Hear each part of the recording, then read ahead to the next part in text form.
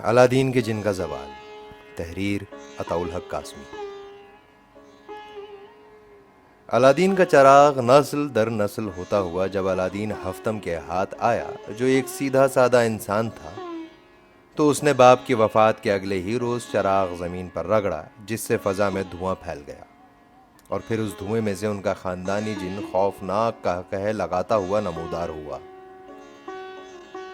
उसके बाजू मशरिक और मगरिब में फैले हुए थे और कादा आसमान से बातें कर रहा था। जब ये धुआं छटा और उस कवि हैकल जिन की दहला देने वाली आवाज़ फ़ज़ा में गूंजी, क्या हुक्म है मेरे आका। अलादीन हफ्तम ने एक नज़र उसे देखा और फिर कहा, ज़रा दौड़कर नुक्कड़ वाली दुकान से मेरे लिए एक सांची पान लाओ। जिनको अपने नए बॉस के इस हुक्म की तामील में बड़ी शर्म महसूस हुई, मगर उसने तामील की और वो दोबारा हाथ बांध कर खड़ा हो गया।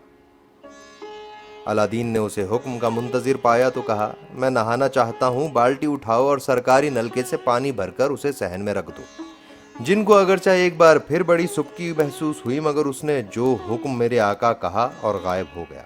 नहाने से फरागत पाकर अलादीन ने एक बार फिर चराग रगड़ा, जिस पर एक गड़गड़ाहट सुनाई दी। फजा धुएं से भर गई और फिर खौफनाक कहकहे लगाता हुआ जिन नमूदार हुआ। उसने झुककर कहा, क्या हुक्म है मेरे आका। अलादीन ने कहा, बाजार से सब्जी वगैरह ले आओ और मेरे लिए जल्दी से खाना तैयार करो, बड़ी भूख लगी है। यह सुनकर जिन बहुत शर्मसार हुआ और गर्दन झुकाकर बाजार की तरफ चल पड़ा। खाना वगैरह खाकर अलादीन ने एक बार फिर चराग रगड़ा, जिस पर जिन एक खसियानी सी हंसी हंसता हुआ नमूदार हुआ और हाथ बांधकर खड़ा हो गया। अलादीन ने हुक्म दिया कि हमसायों से थोड़ी सी पत्ती मांग कर लाओ और चाय बनाओ। ये सुनकर पसीने के कतरे जिनकी पेशानी पर नमूदार हुए, जो इसने फौरन हाथ से पोंछ डाले और बादल नख्वास्ता हुक्म की तामील में मशगूल हो गया। और फिर यूं हुआ कि दिन, महीने और साल गुजरते गए और वह अपने आका की खिदमत में इसी तरह मशगूल रहा। उसके कपड़े धोता, इस्त्री करता, जूते पालिश करता, बर्तन मांजता और नुक्कड़ की दुकान से उसके लिए पान और सिगरेट खरीद कर लाता और फिर उसकी नज़रों से ओझल हो जाता। इस दौरान जिन में एक तब्दीली रूनुमा हुई। उसकी जिसामत पहले से बहुत कम हो गई, उसका कद भी घटता चला गया और उसके कहकहों की गूंज भी मध्यम पड़ गई। एक और तब्दीली इसमें यह रूनुमा हुई कि अलादीन के चराग रगड़ने पर वो कांधे पर रुमाल रख के नमूदार होता और क्या हुक्म है मेरे आका की बजाय क्या हुक्म है साहब जी कहता। ये जिन आहिस्ता आहिस्ता अपनी पहचान भूलता जा रहा था।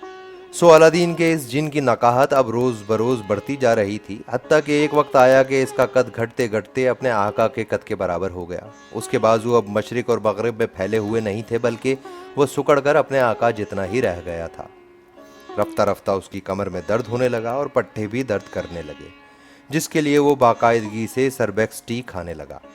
ताहम वो अब भी अपने साहब जी की खिदमत में हमतन मशगूल रहता। इस दौरान अलादीन को अपने मोहल्ले की एक लड़की से इश्क हो गया, मगर सख्त निगरानी की वजह से उसके साथ नामा व पयाम का मौका नहीं मिलता था। एक रोज अलादीन ने चराग रगड़ा, एक मामूली सी गड़गड़ाहट सुनाई दी और फिर धुएं में से मदकूक चेहरे वाला जिन नमूदार हुआ।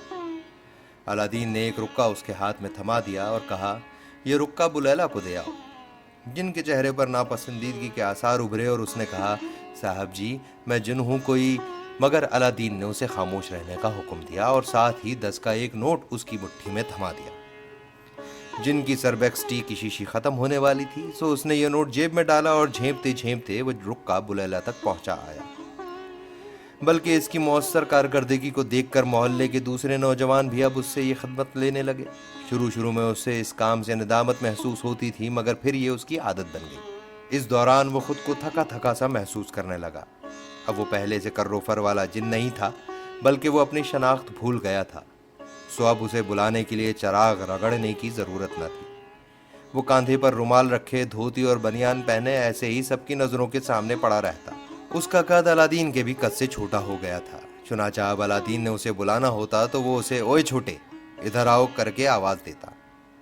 एक दिन उसने अलादीन से कहा, साहब जी अगर इजाज़त दें तो मैं कहीं और काम तलाश कर लूँ, आपको जो तनख्वाह मिलती है उसमें आपका अपना गुजारा भी नहीं होता।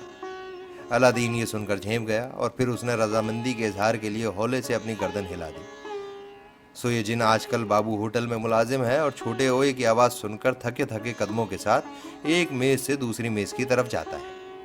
कभी कभी उसे अपना माजी याद आता है तो उसकी आंखें भर आती हैं। मशरिक और मगरिब में फैले हुए बाजू और आसमान से बातें करता हुआ कद, बड़े बड़े बादशाहों के महल्लात को अपनी हथेली पर उठा लेने वाला माजी, चश्मे ज़दन में नई दुनियाएं तामीर करने वाला माजी, चुनाचा इन लम्हों में वो दोबारा जिन के रूप में आने के लिए अपनी तमाम कुव्वतें जमा करता है।